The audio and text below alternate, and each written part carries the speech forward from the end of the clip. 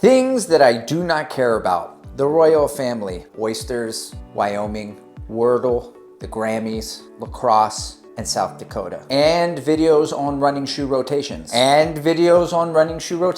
Yet here we are, aren't we? So since I own too many shoes, I'm going to cover my runner-up and my go-to pick for each of the following categories: the 5K speed day shoe, the threshold shoe, the daily trainer, the max cushion, and the racer. Okay, first up we have the threshold category, or tempo, comfortably hard efforts, 8 out of 10 RPE. Nobody's here for your coaching. For my runner-up, I'm going with the Brooks Hyperion Tempo, also known as the only good Brooks shoe. Where's the lie? Now, to be fair to Brooks, I haven't run in all of their shoes. I did, however, run in the Brooks Levitate version 2, and that shoe figuratively broke my ankles every single time that I ran in it. Andrew, stay focused. Now, this shoe is on sale at Running Warehouse right now in their clearance section. It's been out for a couple of years. You probably already know about it, but here are 3 qualities that I really like about the shoe. Number 1 is the upper. It is super comfortable and it does have a great lockdown. Number 2, the foam is a Goldilocks between soft and firm. It's just right there in that sweet spot. And lastly, the 4-foot landing gives the shoe solid stability. Like if I run a hilly threshold run, this shoe is better than my number 1 go-to. Now, to note, if I was going to take a race day shoe out for a threshold run on hilly terrain, I would pick the Adios Pro 3 for that same sort of stability up front and the wide platform. Stay focused. Right. Yeah, okay. So my number 1 threshold day shoe is the GOAT, the Saucony Endorphin Speed. The 3 reasons why: 1, the upper, the lockdown is killer. First team defensive player of the year, lockdown's great. Number 2, the foam, tons of energy return. The nylon plate up front, the snap,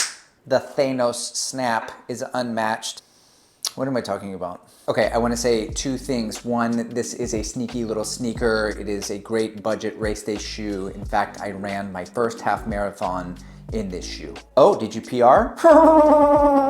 Okay, and number 2, this is my 3rd and last pair of my Saucony Endorphin Speeds. They do have 188 miles, which means I have about 100 miles left of goodness in them, and I need new options for threshold day shoes, so please leave in the comment below what is your go-to threshold day shoe. Okay, next up we have the speed day shoe, the VO2 Max, the velocity of osmosis. Stop immediately. Okay, for my runner-up, my number 2 shoe, I'm going with the Adidas Takumi Sen 8. It is lightweight. The Light Strike foam mixed with these carbon rods right here makes for an incredible landing. Feels like butter, like a Jesus lizard across a stream. I haven't been this giddy about running in a shoe since my number 1 pick, which is the Adidas Takumi Sen 8, my first pair.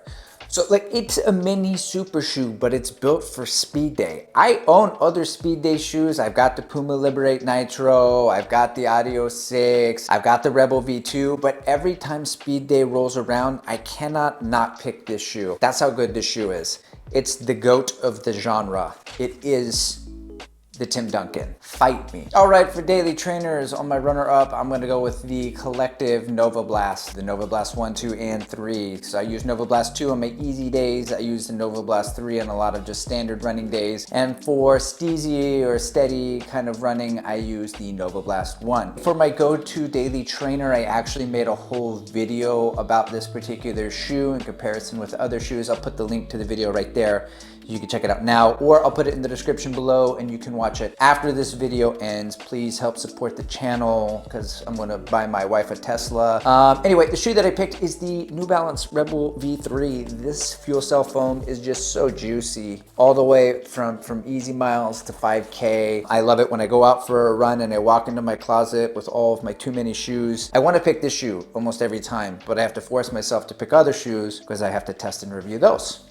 Have to, I choose to. All right, moving on to our Mad Max Recovery Day shoe. My runner-up, I'm gonna go with the Adidas Primex Strung Out. Strung. What? It's just strung. What did I say? Strung out? Right. So this shoe is probably in a tie with my #1 go-to shoe. I will say on the positives, no shoe saves my legs more than this 50 millimeters of stack in the heel here. The only drawback is the stability, so I have to focus on my landing, which isn't a terrible thing. What I use it for super long runs and when my legs are toast after running super long runs. All right, now my recovery day go-to shoe is the New Balance SC Trainer. The SC Trainer.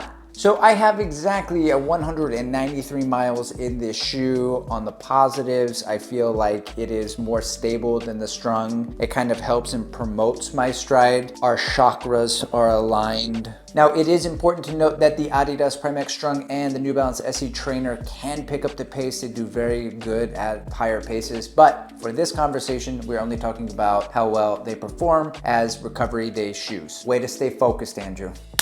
All right, here we go, race day. For race day shoes, I do not pick a runner-up because when it comes to race day, you can only pick one shoe with the PB on the line. What's it gonna be? I'm gonna pick a different shoe for every type of race. For my 10K race, I'm gonna roll with the Nike Vaporfly Next Percent 2. For my half marathon, I would go with the Adios Pro 2. Hot take, I like the Adios Pro 2 over the Adios Pro 3. Nobody says hot take anymore. All right, before we get to our marathon race day shoe, please take that like button out to a fancy dinner. Order some filet mignon and some lobster tail. Spoil yourself with about 5 or 6 adult beverages. Politely excuse yourself to go to the bathroom and then leave the like button with the check. All right, and for my marathon shoe, the shoe that I am actually running the Buffalo Marathon in 2 weeks, it is the Nike Alpha Fly 1.0. Wow, big surprise there. Yeah, I know. By the way, please comment below. I have to quit running in the shoe at a certain point. So comment below with your favorite non-Alpha Fly 1.0 because I would love to try it for future endeavors. And when I say endeavors, I mean marathons.